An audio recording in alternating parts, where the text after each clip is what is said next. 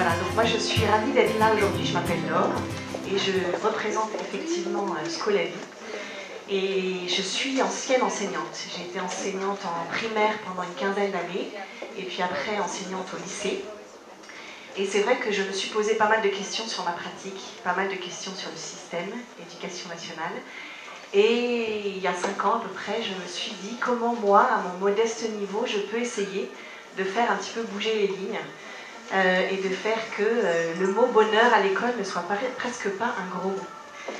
Et donc j'ai eu la chance sur mon chemin de rencontrer Ilona Boniwell, qui est en bas à gauche. Et j'aime raconter que c'est vrai que la vie c'est une belle histoire. Enfin moi je trouve qu'en tout cas elle est belle. Et c'est l'histoire d'une rencontre d'abord entre deux personnes, l'histoire d'amitié qui a donné naissance à Scolavi il y a 2 ans, même si ça fait 4 ans qu'on y travaille. Voilà. C'est la rencontre aussi entre deux disciplines, la discipline la psychologie et la pédagogie.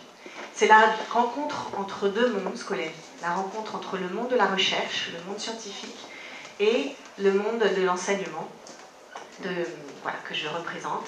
Et c'est aussi la rencontre entre deux cultures, la culture anglo-saxonne et pas que, et la culture française. Donc c'est vrai que cette rencontre a donné lieu à de nombreux projets qui sont encore en cours d'élaboration et de construction. Et Scolavi aujourd'hui, c'est une invitation, une proposition pour essayer d'améliorer l'école de l'intérieur.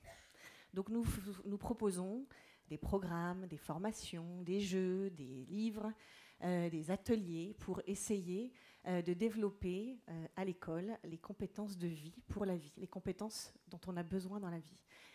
Apprendre les compétences pour être heureux à l'école et dans la vie.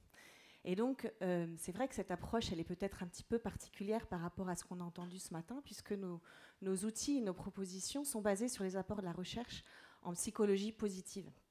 Alors peut-être que vous ne connaissez pas la psychologie positive, et je vais y rentrer brièvement dans le sujet. En tout cas, si on est là tous aujourd'hui, c'est pour dire qu'effectivement, il y a quelque chose à faire. Il y a quelque chose qui nous réunit aussi aujourd'hui. Il y a quelque chose aussi très beau.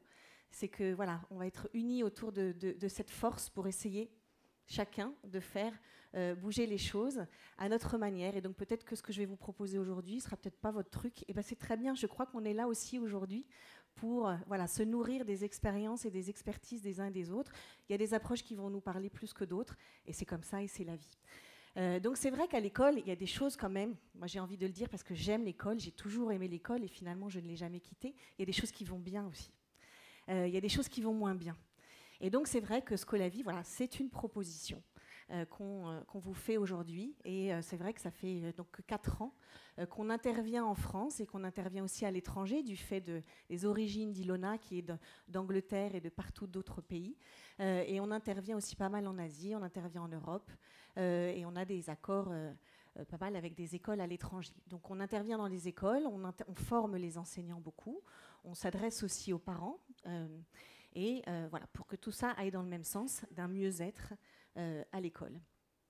Nous avons aussi, ça c'est notre dernier bébé, nous avons cofondé, Ilona et moi, une association qui s'appelle l'IREP, l'Institut pour la recherche en éducation positive. Et l'objectif de cet institut, il y en a plusieurs bien sûr, c'est d'abord de développer la recherche dans le champ de l'éducation positive. C'est quelque chose qui se fait beaucoup ailleurs et qui se fait beaucoup moins chez nous. Et c'est vrai que, surtout il y a 4-5 ans, quand on allait voir l'éducation nationale et qu'on leur disait, vous savez, il y a des expérimentations fabuleuses qui se font ailleurs et qui démontrent un impact considérable sur l'état de bien-être, la motivation, la confiance en soi des élèves, etc. Pourquoi on ne fait pas ça chez nous ? Et on nous a souvent répondu, montrez-nous que ça marche. Donc on leur a dit, donnez-nous des terrains d'expérimentation. Bon, c'est un petit peu le diable qui se mord la queue. Mais c'est vrai qu'on essaye, du coup, avec l'IREP, on va essayer, parce que c'est notre dernier bébé, il faut qu'on lui donne à boire et à manger, mais en tout cas, l'objectif, c'est vraiment de développer en France la recherche dans le champ de l'éducation positive. Ensuite, c'est bien sûr de promouvoir les pratiques innovantes, et il y en a beaucoup. Et c'est vrai qu'on va essayer, et je lance un appel, on va essayer de réunir toutes ces pratiques innovantes, ceux qui le souhaitent, en tout cas participer à cette belle aventure, avec aussi une envie de valider cette approche, de le